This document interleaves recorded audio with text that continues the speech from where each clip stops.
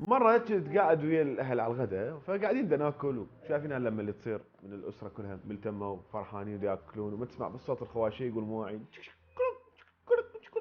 شايف برنامج بوقتها على بده يقول انه هو انت من عندك راي او شيء عبر عنه بكل صراحه وانتقد لا تخاف يعني.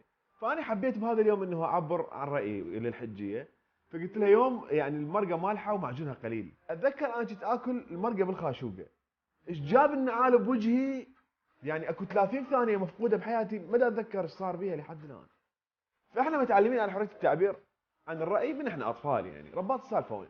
اذا واحد مسكين صدفه انه عايش بوحده من المناطق المحتله من قبل داعش، وكان شايف نفس البرنامج اللي يقول له انه اذا عندك راي عبر عنه بكل صراحه ولا تخاف، واي واحد شيء انت قول اللي تريده.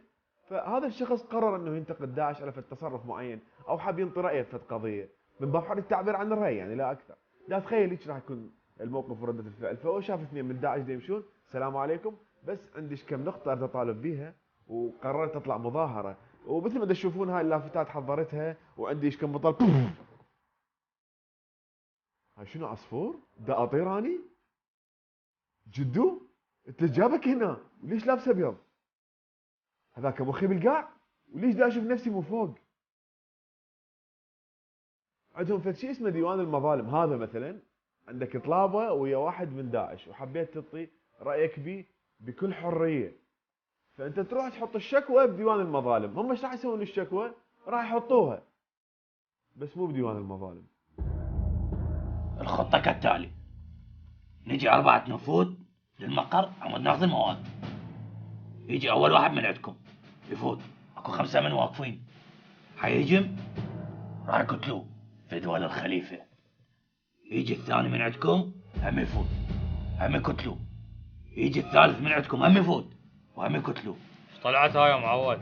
عاد اجي من ورا من الباب الخلفي، اخذ المواد انا واطلع. انا اقول نفتر من ورا البنايه وناخذ الغراض ونطلع، احسن ماكو من ورا. شنو قصدك؟ عندك اعتراض على خطة الخليفة؟ لا بس رايي الخاص. هذا رايك الخاص. نرجع لموضوعنا. هسه احنا الاربعه نهجم هنا حتى ناخذ المواد. ترى صرنا 3 احنا. اما هذا رايك الشخصي؟ لا زافك بصوت عالي. يعني هذا هم رايك وهم تفكر.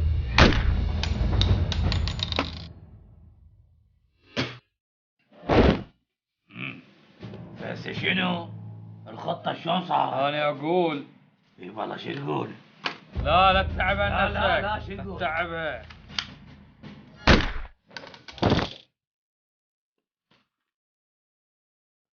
لا داني شو اسوي؟ افتر من هنا واجي من الباب الخلفي واخذ المواد واطلع.